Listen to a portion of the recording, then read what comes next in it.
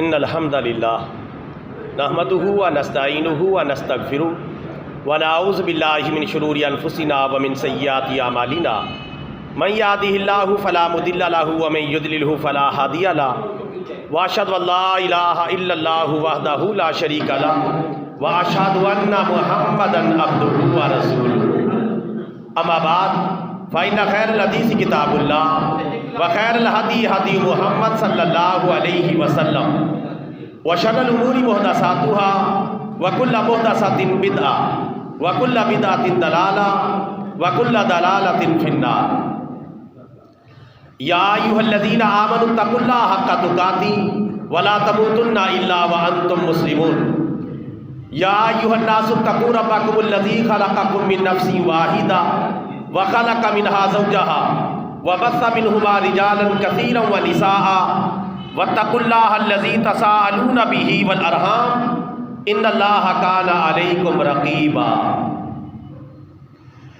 يا ايها الذين امنوا اتقوا الله وقولوا قولا سديدا يصلح لكم اعمالكم ويغفر لكم ذنوبكم ومن يطع الله ورسوله فقد فاز فوزا عظيما۔ اما بعد فاعوذ باللہ من الشیطان الرجیم بسم اللہ الرحمن الرحیم۔ ان اللہ وملائکتہ یصلون علی النبی یا ایھا الذین آمنوا صلوا علیہ وسلموا تسلیما۔ درود پاک بآواز محبت اور بآواز بلند۔ الصلاۃ والسلام علیک یا رسول اللہ، الصلاۃ والسلام علیک یا حبیب اللہ، الصلاۃ والسلام علیک یا رحمۃ للعالمین وعلی آلک واصحابک یا خاتم النبیین۔ واجب الاحترام برادران اسلام، جملہ تعریفیں اللہ رب العالمین عز و جل کے لیے جس نے بلا شرکت غیر پوری کائنات کو وجود عطا فرمایا، اور درود لامحدود اور سلام بے شمار ہمارے پیارے نبی، ہمارے پیارے آقا، ہمارے پیارے پیغمبر سرکار مدینہ، سرور قلب و سینہ، فیض گنجینہ، صاحب معطر پسینہ، باعث نزول سکینہ، آقا نامدار،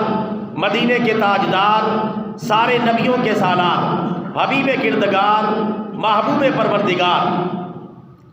جناب احمد مختار حضرت محمد مصطفیٰ صلی اللہ علیہ وسلم کی ذات گرامی پر کہ جنہوں نے دنیا میں تشریف لا کر حق کا بول بالا فرمایا۔ واجب الاحترام برادران اسلام، آج کے خطبہ جمعہ کے عنوان کے تحت چند باتیں جو میں کرنا چاہتا ہوں وہ جہاد فی سبیل اللہ کے حوالے سے ہے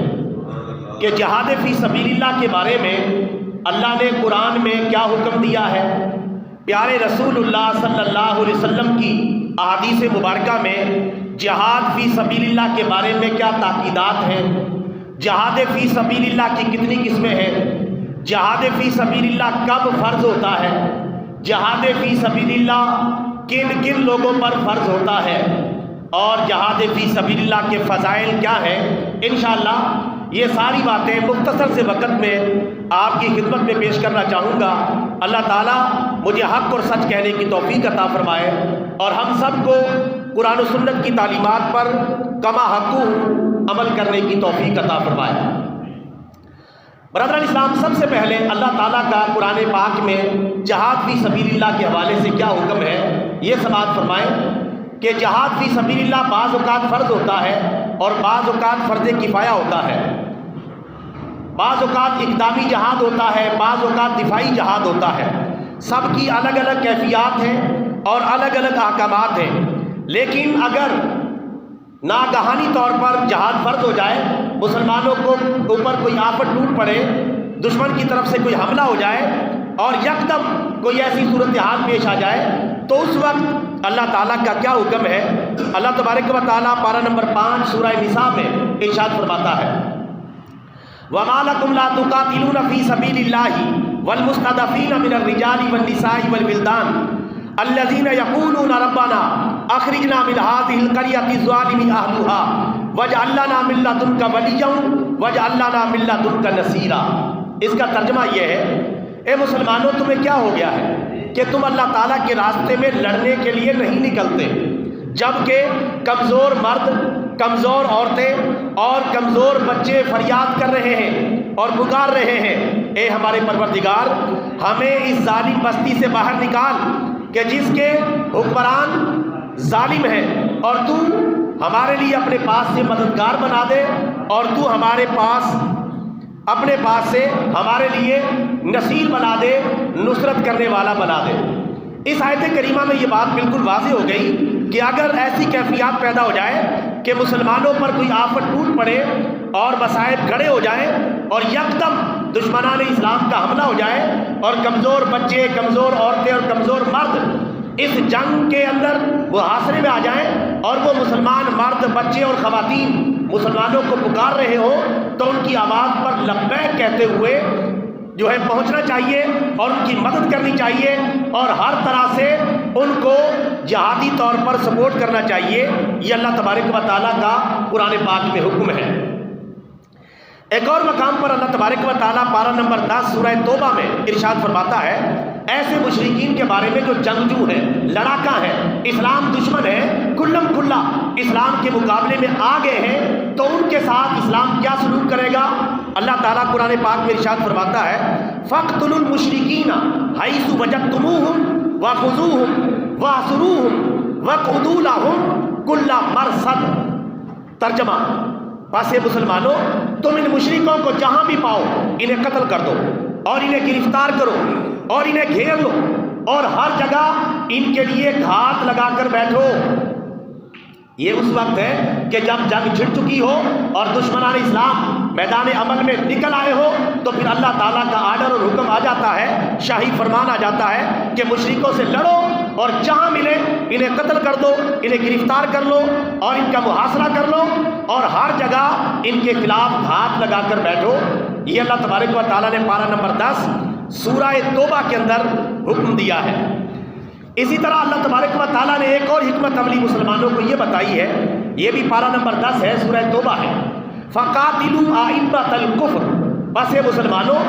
جو دشمنوں کے اور کافروں کے سرگنا ہیں، ان کے جو لیڈر ہیں اور ان کے جو سربراہ ہیں اور ان کی فوجوں کے جو سربراہ ہیں اور ان کے جو ملکوں کے سربراہ ہیں، ان سے لڑو، انہیں قتل کرو، جو کہ طاقت ان کی تب ٹوٹے گی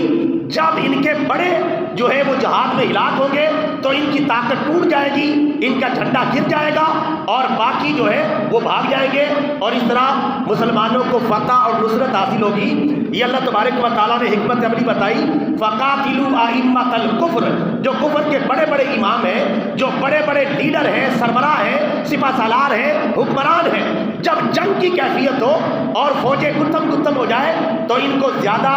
بہتر طریقے سے ٹارگٹ کرو تاکہ ان کی ہوا اکھڑ جائے، میدان جنگ کو چھوڑ کے بھاگ جائیں اور مسلمانوں کو فتح اور نصرت حاصل ہو جائے۔ ایک اور آیت کریمہ پارہ نمبر 10 ہے، سورہ توبہ ہے، اللہ تعالیٰ ارشاد فرماتا ہے، قاتلوہم یعذبہم اللہ بأیدیکم ویخزہم وینصرکم علیہم ویشفی صدور قوم مومنین۔ جس کا ترجمہ ہے، اے مسلمانوں ان دشمنان اسلام جنگجو کافروں سے لڑو۔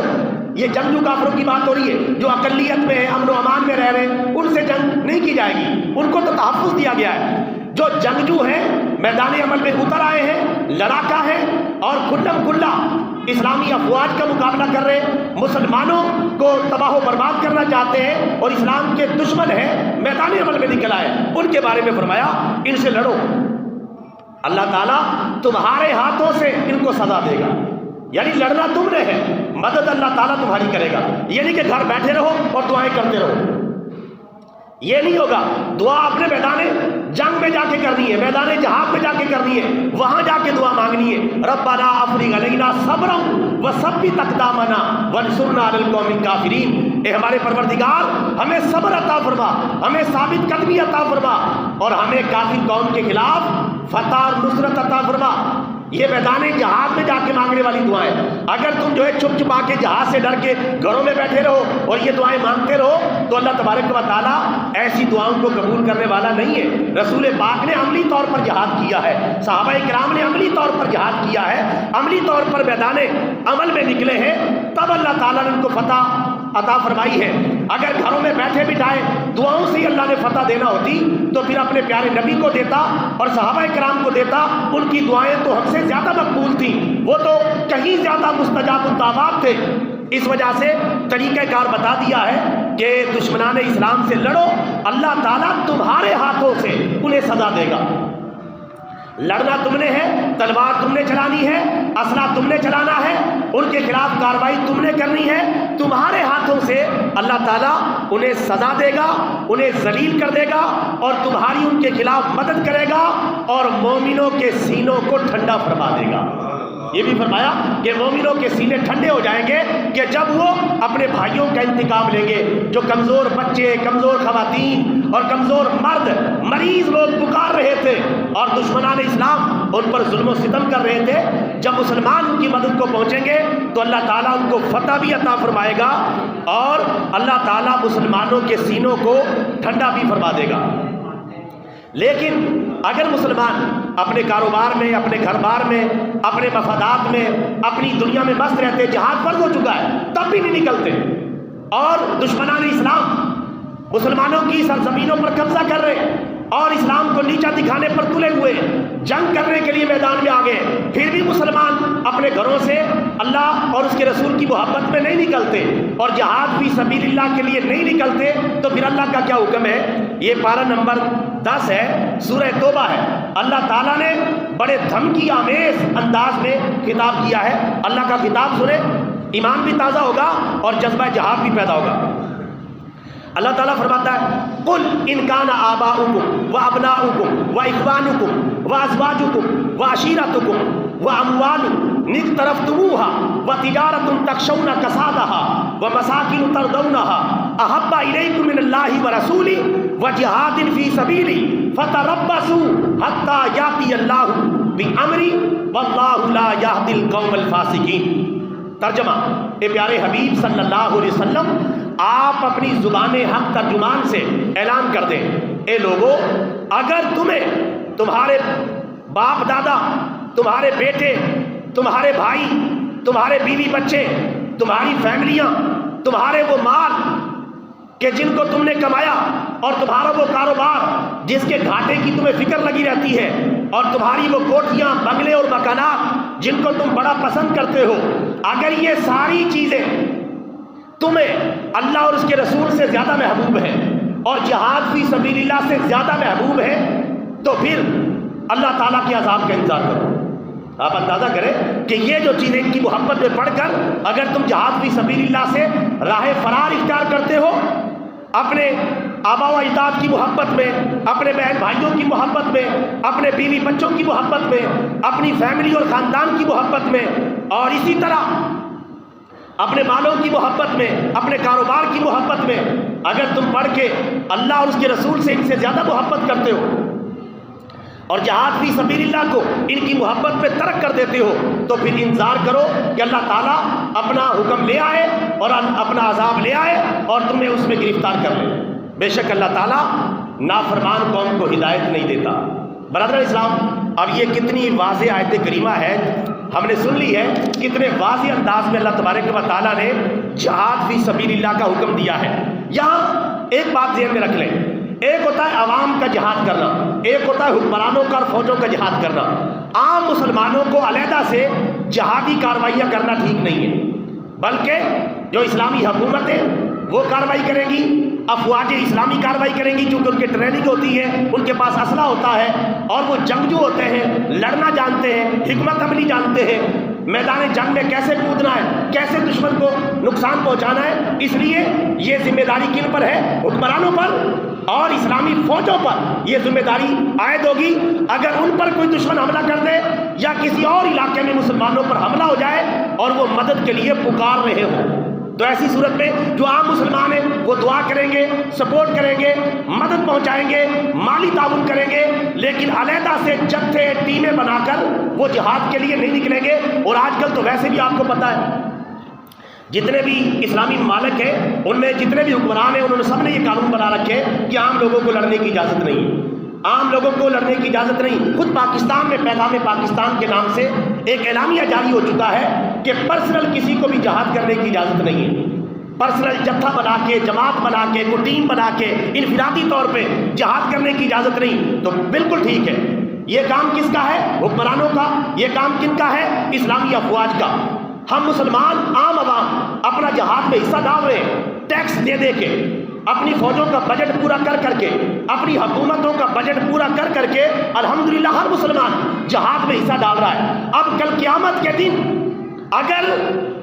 یہ جہاد فی سبیل اللہ کریں گے تو ان کو بہت زیادہ اجر و ثواب ملے گا، نہیں کریں گے تو ان کا گریبان پکڑا جائے گا۔ کل قیامت کے دن یہ مجرم ہوں گے کیونکہ مسلمانوں نے ہر طرح سے ایک ماچس کی ڈبیا کے اوپر بھی ٹیکس دے کے، ایک لیٹر پٹرول کے اوپر بھی ٹیکس دے کے، ایک چھوٹی ایک ٹافی پر بھی ٹیکس دے کے حکمرانوں کو اپنا مال پہنچایا ہے، فوجوں کو بجٹ مہیا کیا ہے۔ اب یہ ان کی ذمہ داری ہے کہ جہاد فی سبیل اللہ جب بھی ضرورت ہو، جب وہ حکمت عملی کے ساتھ آگے بڑھنے کا ان کو موقع ہو، اس حساب سے جہاد فی سبیل اللہ کی ذمہ داری اب ان پر ہے۔ اگر یہ جہاد فی سبیل اللہ کریں گے اللہ کی بارگاہ میں بہت زیادہ اجر و ثواب کمائیں گے، لیکن اگر نہیں کریں گے تو کل قیامت کے دن یہ لوگ ذمہ دار ہوں گے، اللہ تعالیٰ ان سے پوچھے گا۔ عام مسلمان اس سے بری ذمہ ہوں گے کیونکہ عام مسلمانوں پر ویسے بھی انہوں نے پابندیاں لگا رکھی ہیں۔ عام مسلمان انفرادی طور پر بارڈر کراس نہیں کر سکتے۔ آج کل بھی آپ دیکھ لیں، غزہ کے مسلمان جو ہے وہ دو طرف سے اسرائیل نے گھیرے ہوئے ہیں، ایک طرف سے سمندر ہے اور چوتھی طرف سے صرف مصر کا چھوٹا سا بارڈر لگتا ہے اور وہاں سے کسی کو نکلنے کی اجازت نہیں۔ تو عام مسلمان کیا کرے؟ کچھ بھی نہیں کر سکتا، دعا کر سکتا ہے، امداد کے لیے ٹرائی کر سکتا ہے، اس سے زیادہ کچھ بھی نہیں۔ اب یہ حکمرانوں کا کام ہے، اسلامی فوجوں کا کام ہے کہ جہاں ضرورت ہو اپنے بھائیوں کو سپورٹ کریں، حکمت عملی کے ساتھ، اپنے تجربے کے ساتھ، اور آج کل کی جو جدید جو ٹیکنالوجی ہے اس کا استعمال کرتے ہوئے آگے بڑھے، لیکن اپنے بھائیوں کو بے یار و مددگار نہ چھوڑیں۔ اب یہ ساری ذمہ داری افواج اسلامی پر ہے اور اسلامی حکمرانوں پر ہے۔ 57 اسلامی ممالک ہیں، ان کی 80 لاکھ کے قریب فوجیں ہیں، تو 57 اسلامی ممالک کے حکمران، ان کی فوجیں اور 80 لاکھ فوجیں، یہ سب کی سب ذمہ دار ہوگی۔ اگر کسی جگہ بھی، صرف غزہ میں نہیں، کسی بھی جگہ مسلمانوں پر حملہ ہوتا ہے اور وہ مسلمان مدد کے لیے پکارتے ہیں اور وہ دشمن کا مقابلہ نہیں کر پاتے، تو پھر مسلمانوں پر لازم ہے ان کی مدد کریں اور جہاد فی سبیل اللہ کا ثواب کمائیں۔ جہاد فی سبیل اللہ کا اجر کتنا ہے؟ پیارے نبی صلی اللہ علیہ وسلم سے ایک صحابی نے پوچھا، یا رسول اللہ مجھے کوئی ایک ایسا عمل بتا دے کہ جو جہاد کے برابر ہو، جس کا ثواب جہاد کے برابر ہو۔ تو پیارے نبی صلی اللہ علیہ وسلم نے فرمایا، صحیح بخاری کی حدیث ہے کہ میں کوئی ایسا عمل نہیں پاتا کہ جو جہاد کے برابر ہو۔ جو میں تمہیں بتا دوں، جہاد فی سبیل اللہ سب اعمال میں افضل عمل ہے۔ اسی طرح پیارے آقا صلی اللہ علیہ وسلم نے جہاد کو افضل الاعمال قرار دیا کہ جہاد تمام اعمال میں سب سے بہتر اور سب سے افضل عمل ہے، اور قرآن پاک نے بھی اس بات کو واضح کیا ہے، فضل اللہ المجاہدین علی القاعدین اجرا عظیما۔ اللہ تعالیٰ نے مجاہدین کو گھروں میں بیٹھے رہنے والے مسلمانوں پر بڑے ثواب کے ساتھ فضیلت عطا فرمائی ہے۔ ایک گھروں میں بیٹھے رہنے والے مسلمان ہیں، ایک اپنی جان اور مال کے ساتھ لڑنے والے مسلمان ہیں، ان کی فضیلت عام مسلمانوں سے زیادہ ہے۔ اسی طرح پیارے نبی صلی اللہ علیہ وسلم نے فرمایا، وَاعْلَمُوا أَنَّ الْجَنَّةَ تَحْتَ ظِلَالِ السُّيُوفِ أَوْ كَمَا قَالَ، اے مسلمانوں جان لو جنت اللہ تعالیٰ نے تلواروں کے سائے کے نیچے رکھی ہے۔ یہ حدیث مبارکہ ہے، جنت چمکتی ہوئی اور دمکتی ہوئی اور کونتی ہوئی تلواروں کی چمک دمک کے نیچے جنت رکھی گئی ہے، یعنی جہاد فی سبیل اللہ میں، نہ بیت اللہ میں، نہ بیت اللہ کی دیواروں کے سائے میں، نہ بیت اللہ میں، نہ بیت اللہ کی دیواروں کے سائے میں نماز عشق ادا ہوتی ہے تلواروں کے سائے میں۔ یہ رسول پاک صلی اللہ علیہ وسلم کا فرمان ہے، جنت تلواروں کے سائے کے نیچے۔ ہمیں یہ حدیث تو یاد رہ گئی کہ جنت ماں کے قدموں کے نیچے، یہ بھی بالکل ٹھیک ہے، لیکن یہ حدیث بھی امت کو پتہ ہونی چاہیے کہ جنت تلواروں کے سائے کے نیچے ہے، یعنی جہاد فی سبیل اللہ کے ذریعے جنت ایک مسلمان سے صرف 2 قدم کے فاصلے پر ہے۔ اسی طرح پیارے نبی صلی اللہ علیہ وسلم نے فرمایا، اللہ تبارک و تعالیٰ ان 2 مجاہدین اسلام پر مسکراتا ہے، یعنی قاتل اور مقتول دونوں جنت میں چلے جاتے ہیں، اور رسول پاک نے فرمایا اللہ تعالیٰ ان کے اس عمل پر مسکراتا ہے۔ ایک مسلمان نے جہاد کیا جہاد کر رہا تھا، اس نے ایک کافر کو قتل کر دیا اور اس کے بعد وہ دنیا سے چلا گیا. وہ جہاد فی سبیل اللہ کرنے کی وجہ سے جنت میں چلا گیا. اس کے بعد جس نے قتل کیا تھا، یعنی ایک تو قتل ہو گیا، مسلمان تھا، وہ قتل ہو گیا لڑتے ہوئے، وہ جنت میں چلا گیا. تو جس نے قتل کیا تھا وہ کافر تھا، بعد میں وہ مسلمان ہو گیا، اس نے توبہ کر لی، اس نے بھی جہاد فی سبیل اللہ کیا اور وہ بھی شہید ہو گیا، وہ بھی جنت میں چلا گیا. تو رسول پاک نے فرمایا، بخاری کی حدیث ہے، قاتل اور مقتول دونوں جنت میں چلے گئے. اور اللہ تعالیٰ ان دونوں کو دیکھ کر مسکرائے گا کہ یہ میرے وہ بندے ہیں جو جہاد کی بدولت، حالانکہ قاتل اور مقتول ہے، ایک نے دوسرے کو قتل کیا ہے، لیکن جہاد کی برکت سے اللہ تعالیٰ دونوں کو جنت میں داخل فرما دے گا اور اللہ تعالیٰ ان کے اس عمل پر مسکرائے گا. اسی طرح پیارے نبی صلی اللہ علیہ وسلم نے فرمایا، جنتی لوگ جب جنت میں چلے جائیں گے تو کوئی بھی جنتی جنت کی نعمتوں کو دیکھنے کے بعد دنیا میں واپس آنے کی تمنا نہیں کرے گا سوائے مجاہد فی سبیل اللہ کے. مجاہد فی سبیل اللہ ایک ایسا جنتی ہے جو جنت میں جانے کے باوجود بھی تمنا کرے گا کہ یا اللہ مجھے دوبارہ دنیا میں بھیج، جو تیرے راستے میں لڑ کر شہید ہونے میں مزہ آیا تھا وہ مزہ میں دوبارہ اٹھانا چاہتا ہوں، مجھے دوبارہ دنیا میں بھیج تاکہ میں تیرے راستے میں لڑتے لڑتے شہید ہو جاؤں. مجاہد فی سبیل اللہ صرف تمنا کرے گا، باقی لوگ جتنے بھی جنت میں جائیں گے جنتی کی نعمت میں مگن ہو جائیں گے. ان سے اگر کہا جائے گا تو وہ دنیا میں دوبارہ جانا پسند نہیں کریں گے سوائے مجاہد فی سبیل اللہ کے. اور حدیث مبارکہ میں وہ 10 بار تمنا کرے گا، یعنی میں پھر جاؤں پھر شہید ہو جاؤں، پھر جاؤں پھر شہید ہو جاؤں. رسول پاک نے فرمایا اس کی وجہ یہ ہے کہ مجاہد فی سبیل اللہ کے لیے اللہ نے جو جنت میں انعامات رکھے ہیں، جب وہ انعامات کا مشاہدہ کرے گا اور اتنے درجات اور اتنے بڑے انعامات کا مشاہدہ کرے گا تو وہ بار بار تمنا کرے گا کہ مجھے بار بار دنیا میں بھیجا جائے تاکہ میں اللہ تعالیٰ کے راستے میں لڑتا ہوا شہید ہو جاؤں.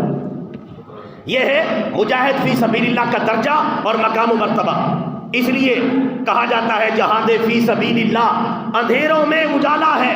سمجھتا ہے حقیقت کو وسیع جس کا مطالعہ ہے. میرے بھائیوں، قرآن و حدیث بالکل واضح ہے جہاد فی سبیل اللہ کے بارے میں. اس لیے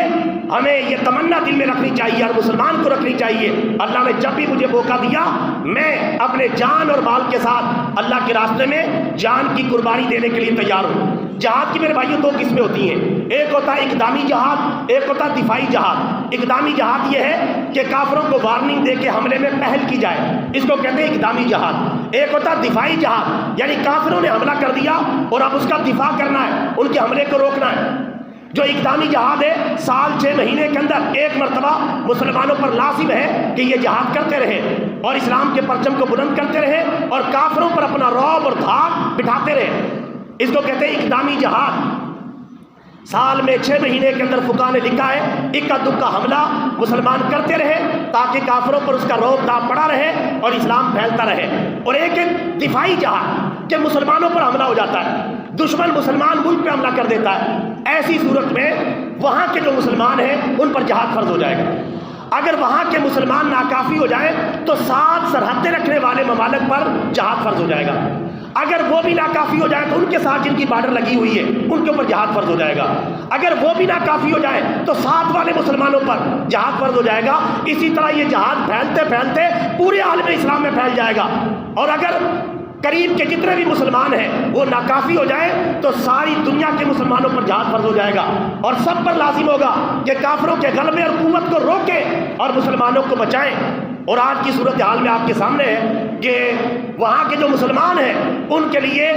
دشمن اسلام ملک سے لڑنا مشکل ہو گیا ہے اور وہاں تقریباً اس وقت 12,000 کے قریب مسلمان شہید ہو چکے ہیں، 5,000 کے قریب بچے شہید ہو چکے ہیں، تقریباً 4,000 کے قریب خواتین شہید ہو چکی ہیں، ہزاروں مسلمان لاپتہ ہیں، ہزاروں ملبے کے نیچے دبے ہوئے ہیں، لاکھوں تقریباً 15 لاکھ کے قریب مسلمان بے گھر اور بے آباد ہو چکے ہیں. اور یہ ایسا وحشی درندہ دہشت گرد ملک ہے، نہ تو مریضوں کو دیکھ رہا ہے، نہ بچوں کو، نہ خواتین کو، نہ اسپتالوں کو، نہ ایمبولینسوں کو، نہ قبرستانوں کو، کسی جگہ کا لحاظ نہیں کر رہا. ابھی اس نے غزہ کے سب سے بڑے اسپتال الشفا اسپتال پہ بلڈوزر چلا دیے،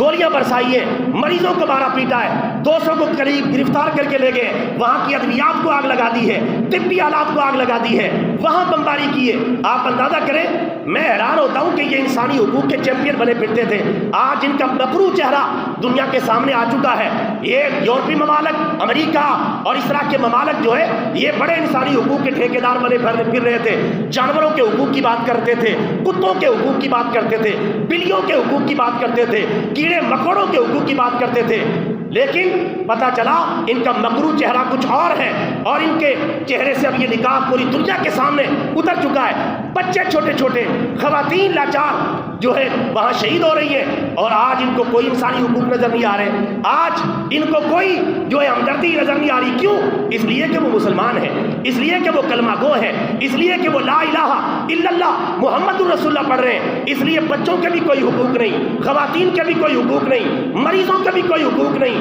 ہسپتالوں کے بھی کوئی حقوق نہیں۔ اب ان مسلمانوں کو سمجھنا چاہیے جو کافروں کی بڑی تعریفیں کرتے ہیں، ان کی بڑی تہذیب ہے، ان کا اخلاق بڑا بلند ہوتا ہے، وہ جانوروں کے حقوق کا بھی خیال کرتے ہیں، ایسے مسلمانوں کو ہوش کے ناخن لینے چاہیے کہ وہ کیا کہتے ہیں، کس طرح کافروں کی تعریف کرتے ہیں۔ وہ اپنے دائرہ کار میں